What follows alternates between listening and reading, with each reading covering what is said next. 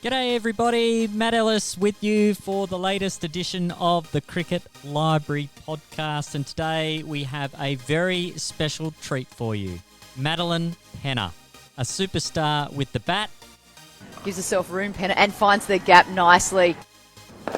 Nice footwork and a lovely gap that's been pierced there. Maddie Penna. The team has gone nuts down at the dugout. That is an exceptional 100. Maddie Penna. Very well batted. She's also more than handy with the ball. This one's up in the air. There's a fielder there, though. And Tess Flintoff takes a smart catch. And there it is, the fourth wicket for Penna. And the next one goes down for the Sydney Thunder. A young player who's overcome injuries, juggled her commitments at university to play in the WBBL and WNCL competitions. Today we hear the Maddie Penna story on the Cricket Library podcast. It's a very warm welcome to the Cricket Library podcast. Maddie Penna, thanks so much for joining us. Hey, how you going? Thanks for having me.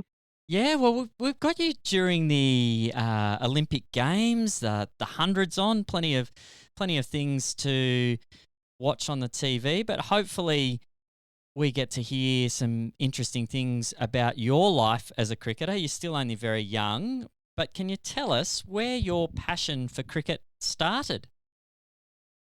Well, mine was a bit different actually. So as a kid, like through school, I actually played a lot of sport, like volleyball, Oz tag, soccer, anything honestly that I could kind of get a bit of time away from school. I kind of joined up, and I actually was like at a young age, I was quite a good little soccer player, but had a bad knee injury at around the age of 9. So I had to kind of give that away, and heavily went into swimming, as it was kind of like a non-impact kind of way to keep fit. But then, yeah, at school, the boys that I was friends with asked if I wanted, obviously, to take a day off school and go play some cricket. And I actually had an absolute blast. Like, playing with the boys was awesome. And I really enjoyed it. And then I came home and went to my parents and was like, oh, I played cricket today. Like, I had a really good time. Like, I want to actually play outside of school. And then, yeah, joined the local boys team back in Sydney, and yeah, it went from there. So do you have brothers and sisters at all? I do. I have a younger brother. He's currently 16, so he's about 4 to 5 years younger than me. Yeah, okay. So when you were starting to love cricket, he was probably still a little bit young to be getting out in the backyard with you? Yeah, we always, at Christmas and all that kind of stuff, we were a very sporty family, so we always got outside and played absolutely everything. And we definitely did play outside, out in the backyard, and I obviously thought I was a lot better than I was, like any kid would. But yeah, I didn't really have any interest in it until I actually played my first game, because my dad used to play when I was quite young, and I used to complain to Mum that I didn't want to go and watch the grass grow because I thought cricket was the most boring sport ever. So it's funny how things change when you kind of get into it. Yeah, absolutely. And you mentioned playing junior club cricket there with the boys. At what point did you start to think, I could be pretty good at this, and start thinking about things like representative cricket or all girls cricket? Did you have much opportunities for that early on? Yeah, I did actually. I was pretty lucky because at the time that I like started playing, I think I was in maybe like year 5, and then I actually got asked in year 6 if I wanted to trial for the New South Wales primary school sporting team. So I was pretty lucky in that sense that I was playing with boys outside of school, but through school they had girls teams. And luckily enough, I actually made that New South Wales side. And yeah, it kind of just grew from there. And then as I went through the ranks. It kind of went into underage cricket with New South Wales, and there was a lot of New South Wales trials through school as well. So I was pretty lucky in that sense. Yeah, and you make your way into the New South Wales cricket pathway with the academy and developing your game through there. When did you start playing for Bankstown in women's cricket?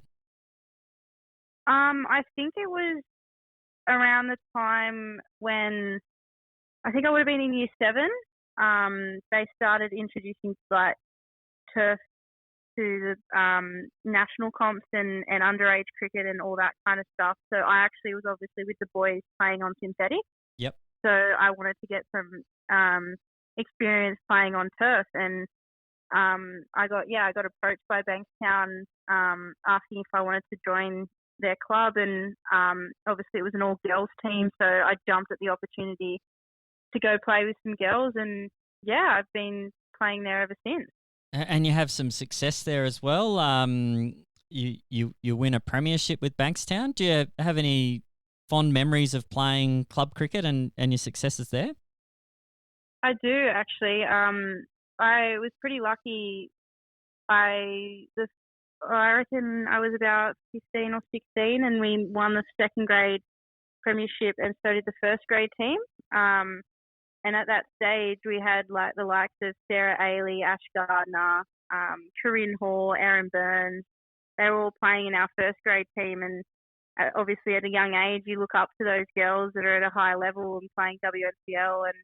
And at that stage, WBBL was just brought in. And yeah, I was pretty lucky to have such good role models playing at the club I was playing at, and obviously just a grade above me. And then the year later, I was actually asked to run drinks. I was like 12th man for the first grade team. So it all kind of happened pretty quickly, and it went from me idolizing superstars like them to actually playing alongside them.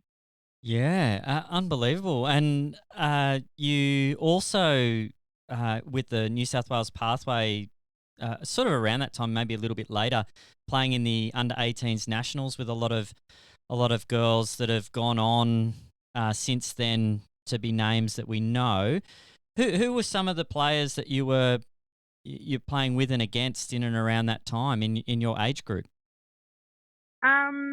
Well, I think the first big one for me was my first year in 18s. I didn't make the New South Wales side, but I was picked in the CA11 side. Yep. Which I captained alongside Annabelle Sutherland, who is now playing for Australia. Yeah, she's going okay. Yeah, she's just going all right, isn't she? And yeah, I was pretty lucky to play against people like Sophie Molyneux, Taylor Vlamnik, Georgia Wareham. And obviously at that time, they were kind of around the similar age as me and in their respective states. So it didn't seem like such a big deal back then, but now you kind of look back on it and you're like, wow, I shook Sophie Molyneux's hand because she was the opposing captain when we played them a few years ago. Like, it's quite funny how much the women's game's grown and how players like them have excelled. And you just think, like, I was literally just versing them like 4 or 5 years ago. So yeah. It's pretty exciting. Yeah, and then to get the opportunity to make your debut for the ACT Meteors against Victoria. I think you're Meteor number 128, if I've done my research correctly. What was that like to come into the top women's competition in Australia in the WNCL? It was kind of a dream come true, to be honest. I actually wasn't contracted with the Meteors. I just had a major knee operation that year, so I was kind of on the mends of that, and we unfortunately had a few injuries, and our skipper, current skipper Andrique, tore her Achilles, so we had a few players out, and I actually got a call maybe a week before we flew out and was like, oh, like, you're going to make your debut. And I was like, you're kidding me, right? And they're like, no, no, you're gonna make your debut at Karen Rolton. And I was like, oh my God, like I was just like taken back because obviously not getting a contract and kind of just being around the training group, you didn't really have many expectations of where you sat or if you were going to play, I guess. And yeah, to be able to get that opportunity and make my debut was absolutely amazing. And any reflections on the game itself that stand out? Do you remember much about the game, or is it all just a bit of a blur? Oh no, I do. We spent like 5 or 6 hours just waiting around because it was pouring down. So we actually got. I think we only ended up playing. I think it was like 22 overs or something like that. So it actually wasn't a 50 over game. And yeah, we spent most of the morning sitting around in the change room having a laugh because it was just literally pouring. We actually didn't think we were going to get on. But I hit my first six on that oval, so I also got run out quite poorly, which I will probably remember forever. But I think I got my first wicket as well, so it was and we got a win. So it was a pretty good first game and a pretty good start to the season as well. Yeah, that's ticking a few boxes there. First six on debut and a wicket. I just wanted to ask you around the rain there that day and how you kind of manage your nerves. Did you find that it helped you being in the change room with the girls, having a bit of a laugh, having that downtime where you're kind of almost not expecting you're going to get on? Do you want to just explain to us a little bit about how you manage your nerves pre-game? Yeah, I think it did me a lot of good because I'm someone who gets actually quite nervous. I have a lot of expectations on myself, and I tend to get quite nervous before games, regardless of if it's my debut or if I've played 4,000 games. But yeah, it was quite nice. Like obviously rocking up in the morning, it was quite like miserable, so we didn't really know where we sat. But then once we got that first chat from the umpire saying it's going to be a little while, it kind of just put me to rest a little bit. It's like, okay, well, I just have to kind of relax and just chill out for a bit. Don't really have to switch on until we actually have to start warming up. And yeah, the girls did a great job. There was actually 4 of us that debuted that day, so it wasn't like I was alone either. Yep. But yeah, we just all had a bit of a laugh, and we were throwing the ball around, kicking the footy, and it kind of just didn't really feel like we were actually going to play at one stage. But then, yeah, when we actually got presented our caps and we got into warm-ups, everyone was like, oh, okay, it's starting to get real now. And then that's when obviously the nerves kicked in. But once we kind of got started, it settled a little bit, which was nice. Did you happen to have family or friends able to travel for the game? I did, actually. My mum and dad and brother flew to Adelaide. Oh, how good. Which was awesome. So they actually stayed there the week when we played Victoria, and then we played Adelaide. So yeah, it was real nice. Yeah, and they've been big supporters of your cricket all the way through? Oh, massive support. I don't know how many times my brother's like, oh, I don't want to go and watch you play cricket, but I know deep down he loves getting days off school and he loves watching me. And now it's the opposite reaction. Now he says, oh, can I come watch you play? Because he knows that he's going to get a day off school. So he's been awesome, and my parents have put in so much time and effort to make sure I got to where I wanted to be, and still are a massive help this day, even though I don't live with them anymore. So yeah, they've been a great support. Oh, that's outstanding. Now, tell us about the call-up to the Melbourne Stars. How does that take you completely out of the blue? Give us some background around that call-up. Yeah, honestly, I was so shocked. So I literally was just on my way home from uni. So I was still living in Sydney at this stage. I hadn't moved to Canberra yet. But obviously I only played 2 WNCL matches and didn't do outstanding. And then I got a call from Erin Osborne, who was our skipper at the time, and she was just like, "Oh, like, what are you doing?" I said, "I'm just driving home from uni." And obviously, when your captain of your team calls you, you know it's something big. Yeah. And she was obviously in Melbourne at the time because they were just a week out from starting WBBL. And she was like, "Oh, like, how would you like to play for the Stars?" And I was like, "What are you talking about?" She's like, "Oh, like, do you want to play for the Stars this season?" I was like, yeah, like, obviously. And she's like, "Okay, that's like, all right, no worries. Tempy's gonna give you a call in about an hour or so.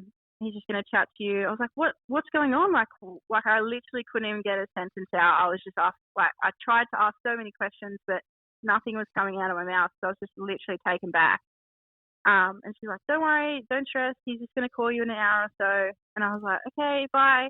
I got off the phone and I was like in peak hour traffic in Sydney. Yeah. I was like, "Oh my God," like, I had to call Mum and she didn't answer, and I tried to call Dad, he didn't answer, and I was like, "Oh my God, I have no one to speak to about this. Like, what do I do?" Like, I was just honestly like stressed about the whole situation. Anyway, I got home and all was okay, and then he gave me a call and he was just like, "Oh, we'd be interested to see if you were like keen to play for us this year, because like Alana King's broken her thumb and we need like an injury replacement player." And I was like, "Oh my God," like, "Yes." And he's like, "Okay, you'll need to be here so on Thursday." And I was like, it was Wednesday night that he called me. Oh, So wow. I got off the call from him and I literally shoved all these pairs of clothes in my suitcase, just shoved everything in I could, and then was on the plane to Melbourne the next day. So it all happened really fast, but it was honestly something I'll probably remember forever, to be honest. Yeah, an incredible whirlwind. And coming in predominantly as a bowler, I was going to ask you about that as well. As a youngster, did you view yourself more of a batter or a bowler, or a batting all-rounder, a bowling all-rounder? What did you see as your value add to the teams you were Um, playing in?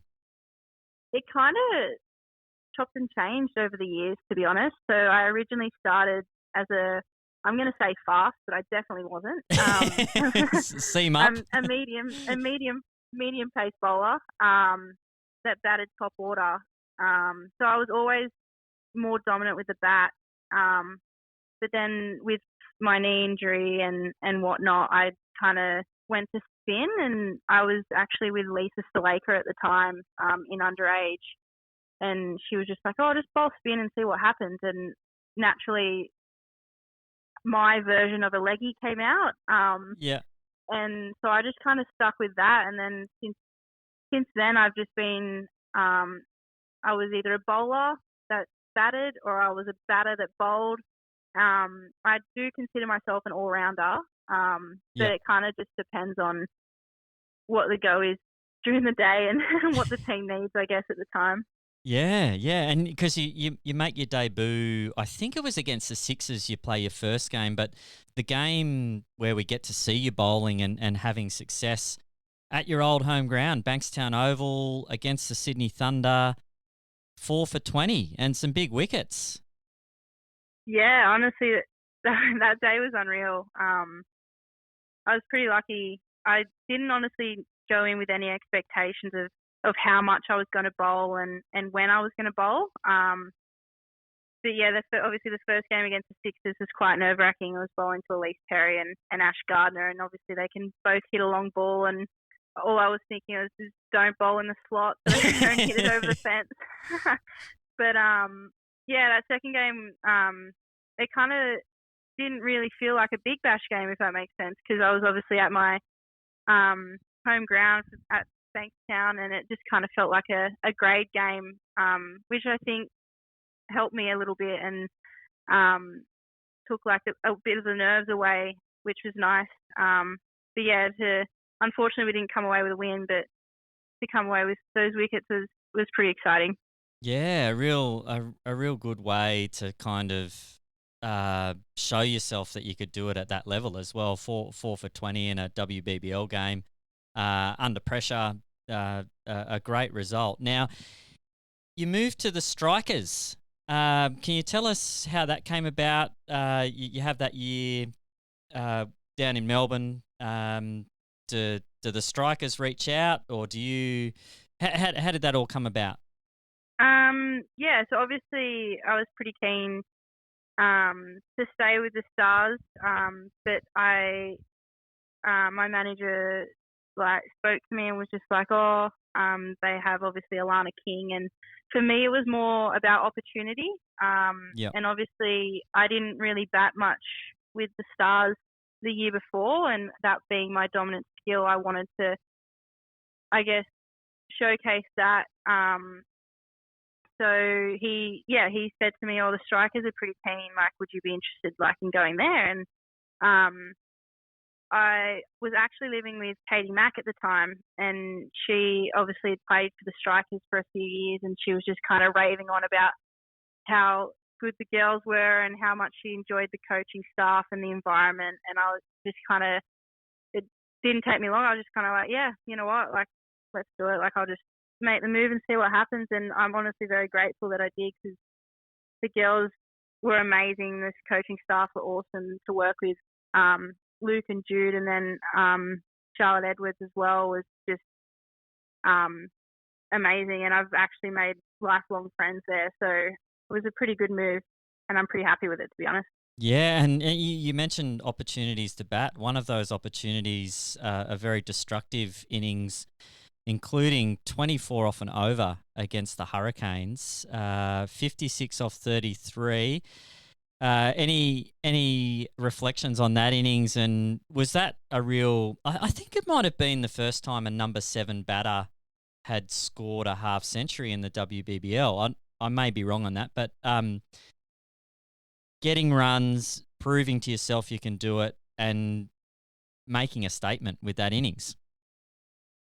Yeah, it kind of just, it crept up on me a little bit, to be honest, because obviously I went out there and I think we were, I'm not too sure what we were, but we were not a lot. I think it was like 65 or something like that. And I remember speaking to Lottie beforehand, and she was saying, oh, 130, let's get to 130. So I had that in the back of my mind the whole time. And obviously when I just got out there, I was like, okay, I just need to kind of build on this innings here and actually bat the full 20, because we need to bat the full 20.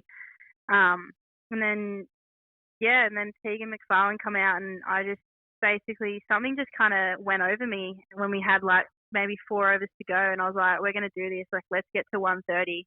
And it just kind of happened, and we just started hitting boundaries, and it just kind of went quite smooth, I guess. And yeah, and then the last over, I just basically said to Midgie, I was just like, I'm going for it. I'm literally just going to swing and just try and hit the boundary every ball. And she's like, no worries, I'm just going to run quick between the wickets. So I was like, okay, no worries. So we had a bit of a plan there. And obviously the first one I didn't really get away. But then once I got the first boundary off that over, I was like, okay, all I need to do is find the rope and swing hard. Or the bike track. Yeah. Yeah, so it was actually quite frustrating, because the over beforehand I was hitting to the short side, and I did not middle one, and I didn't get a boundary. I got singles every time. It was just so frustrating. And then obviously I hit my first 6 to the long side, and I was like, oh wow, that felt good. And then the second time I hit my 6, Midgie gave me a hug, and I was like, Midgie, there's still a ball left. And she's like, you just got your 50. I was like, looked at the scoreboard, and I was like, oh. And I just was in such a mindset of just scoring as many runs as possible that I just completely had lost focus, I guess, on what I was doing individually. But yeah, it was a pretty good game, and definitely one I'll remember for a long time. Yeah, absolutely. Another one we'll talk about in a minute. We'll talk about it now, actually. WNCL, 118 off 100, your first WNCL 100. A massive achievement to score 100 at any level, let alone at the top level against a pretty good WA side. How do you get yourself in the zone for something like that?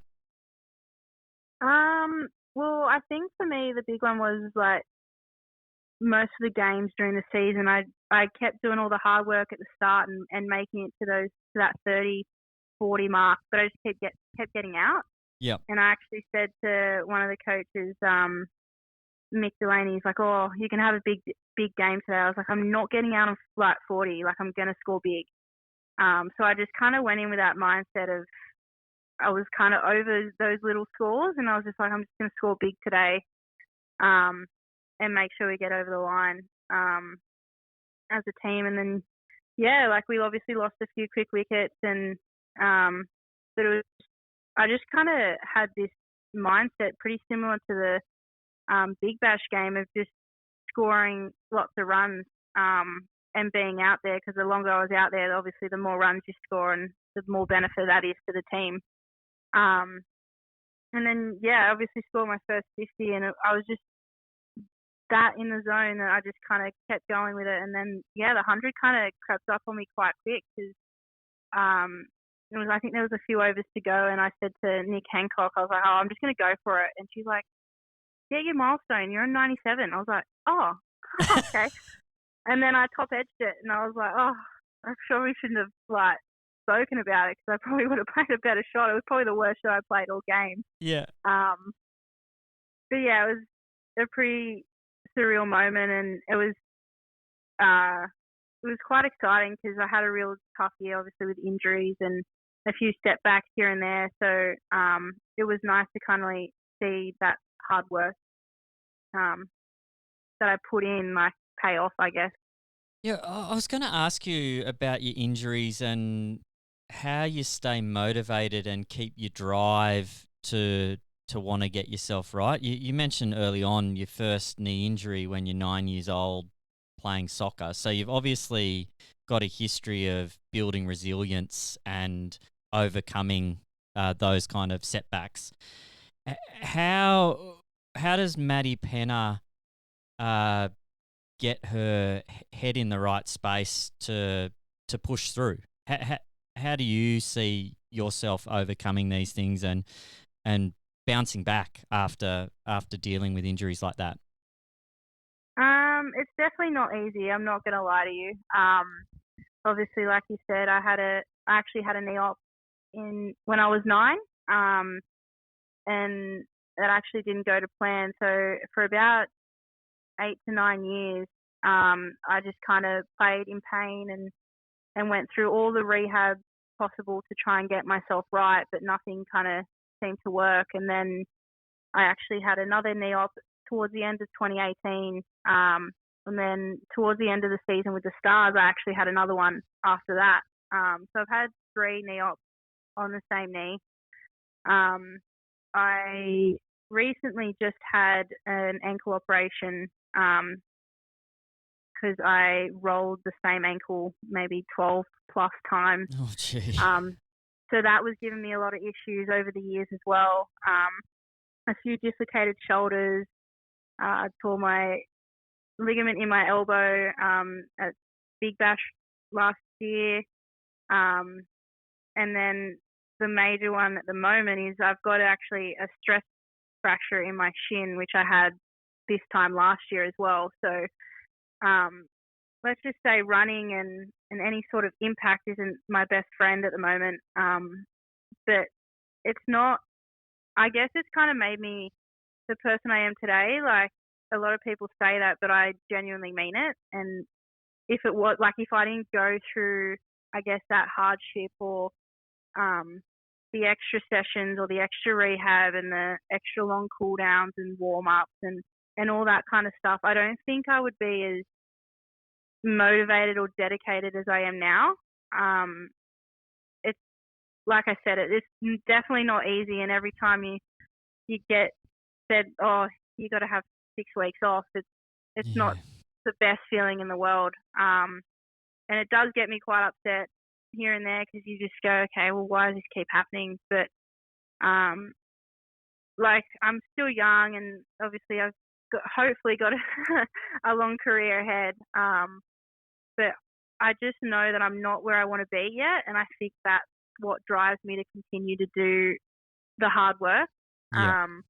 Like obviously it's every girl's dream to play for Australia and represent her country in her chosen sport. So until I kind of get there and I'm dominating that, then it's kind of like, well, I'm not where I want to be.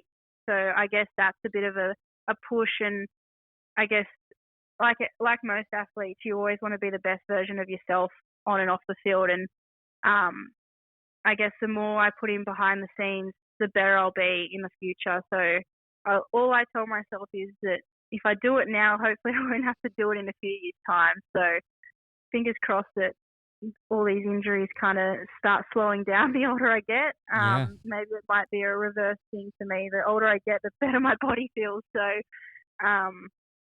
but yeah, it's definitely, it's not easy, but I wouldn't change any of it, to be honest. Yeah, no, that's an outstanding attitude. And you mentioned being the best version of yourself, and university study is another element to a lot of our female cricketers traditionally have had other pursuits outside of cricket prior to things sort of ramping up a bit with the WBBL and players being able to make more of a living out of cricket. Can you tell us about juggling your university study and playing WBBL? I understand you were still sort of studying and doing assignments and things. Like so, you go, you make your runs in the WBBL, and then you're hitting the books. How do you manage that? It's not easy. I find it especially this year being in the hub and like obviously at uni, I found it really hard to kind of switch off, I guess. So obviously you come back from a training session, you have an assignment due in 2 days, you know you have to get that done, but at the same time you want to hang out with your new friends and you want to kind of just relax after a tough training session. But I guess it did kind of take my mind off the cricket side of things as well, I guess. So it was kind of a bit of a break from the cricket side. Obviously, mentally, it's not a break because you're still trying to learn, but physically, you're kind of just sitting down and you're trying to do what you can to help your, I guess, your other career path. And I think a big thing for women's sport in general, because we're not fully professional, there's a lot of people that are working outside of cricket as well. So they're training full time with cricket and they're working on the side of that. So for me, like that's the reason I went into uni, because I didn't want to rely on cricket to, I guess, build a career on. And I was always interested in the physio / sports side of life, I guess, and it was just an easy decision to go down that path. And do you think as well, having experienced a lot of rehab and things like that, you've got a bit of intel around what it would actually be like being the person helping people with their injury recovery and that sort of stuff? I really hope so. I really do. Because a lot of people have said, because I'm actually studying exercise physiology and rehab, so it's not really physio, but it's helps with the rehab side of things. And obviously I've gone through 11 plus years of that. You would think that you'd kind of know what you're doing, but a lot of people have said just because you study that doesn't mean you can rehab yourself. And I was like, that is the only reason I'm doing this. But no, it was kind of, I always wanted to get into physio, but the mark was quite high for that, and it was obviously in high demand. So I thought, what's another avenue I can go down to kind of helping people in a similar situation to what I was in. So yeah, I kind of just went into that role, and it's at the moment it's quite broad, but hopefully towards the end of this semester and next year it kind of gets into the nitty gritty stuff, which I'm looking forward to. Yeah, absolutely. Now, your goals for the cricket season ahead, what's your hopes and aspirations? I know you mentioned your long-term aspirations, obviously, to to go all the way with your cricket. In the short term, what are the steps you're hoping to climb this season? One would probably be get on the par, not injured. yeah. That's probably a big one. Step one. Yeah, this is going to sound quite cliche, but I think having fun, because I think the more fun I have when I'm playing cricket, the better I play. So I'm really looking forward to actually getting out there this season. Like, our game is, I think, honestly 2 months away to our first WNCL game. So it's come around quite quick, and obviously Big Bash is just around the corner as well, and it's obviously the best time of the year. So yeah, like, just have fun. I think I want to score lots of runs this year, and hopefully take a lot of wickets as well. So yeah, I honestly have like no expectations. So I say that now, but no expectation of what the season's going to be like. But yeah, I'm just really looking forward to getting out there with the girls and having a bit of fun, and hopefully scoring lots of runs and taking lots of wickets as well. Oh, absolutely. Yeah, get yourself on the park, and the next steps hopefully all fall into place for you. Now, it's been really wonderful chatting and really enjoying hearing your story so far. Before we let you go, Maddie, our hardest hitting question in cricket podcasts around the world, and very popular with our listeners, is we need to know your 3 net session options. So if you could have a dream net, you can have anyone you want. Could be cricketers, could be celebrities, could be you get to choose your destiny with this net session. Who are you going to invite? That's a tough question. It actually took me a very long time to figure out who I would want. So I know you've actually had a chat with Maitland Brown, and I would say she's probably the best person for net banter in the world. So I would probably invite Maitland just for the banter, 'cause she throws a lot of shade in the net. She throws a lot. So I definitely have not missed that whatsoever. But yeah, Maitland Brown would probably be my first option. And then I reckon I'd go with Catherine Fitzpatrick. Yes. I had a bit to do with her with the Stars a few years ago, and obviously she had some speed on her back in the day, so I would be really keen to face her in the net. And then Shane Warne, because I actually struggle to bowl a proper leggy, so I'd be really keen for him to teach me how to bowl a leggy that spins. So they would be my 3 options, I think. Oh, that's outstanding. So I think Maitland Brown, that's the first time we've had a current guest invite a previous guest on to be in the nets. That's outstanding. And Catherine Fitzpatrick also had a previous nomination from former teammate of yours, Kristen Beams, as well. So, oh, really? Yeah. Yeah. So he's a legend. So some good company there. And Warnie, I think Warnie gets a mention nearly every second week on the Cricket Library podcast. I can imagine. The king himself. So Warnie, you're going to have a pretty busy calendar trying to fulfill all of our requests, but I'm sure you'll get to them. But thanks so much, Maddie. I've really enjoyed hearing your story today. I'm sure it will be one that youngsters will listen to and hopefully be inspired, and just cricket people in general that listen to the podcast. It's been really insightful, and really wish you all the best with your recovery from your injuries, and hopefully it's full steam ahead for the future career of Maddie Penna. Thanks so much. Thanks for having me. I really appreciate it. A massive thanks to Maddie Penna for being the latest guest on the Cricket Library podcast. What a wonderful story. Playing all sorts of sports as a youngster, and then she gets invited to play a game with the kids at school and loves it. And she goes home and tells mum and dad, I want to have a crack at cricket. And what a great journey it's been. She's had to overcome injuries, still on the road to recovery there, but certainly a player with a lot of potential, and we've seen elements of that in the WBBL and WNCL competitions, and hoping to see more of the best of Maddie Penna in the years ahead. And we're very thankful and grateful for her taking the time to share the story of her cricketing journey so far, and may it long continue in the years ahead.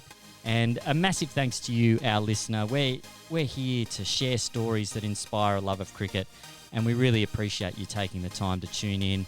We appreciate you taking the time to leave us a review, leave us a comment, share the word with your friends, and get these stories out there. Let's inspire the next generation of cricketers with these stories, and let's share a love of the game. We look forward to having your company again next time. This has been Matt Ellis for the Cricket Library podcast. Bye for now.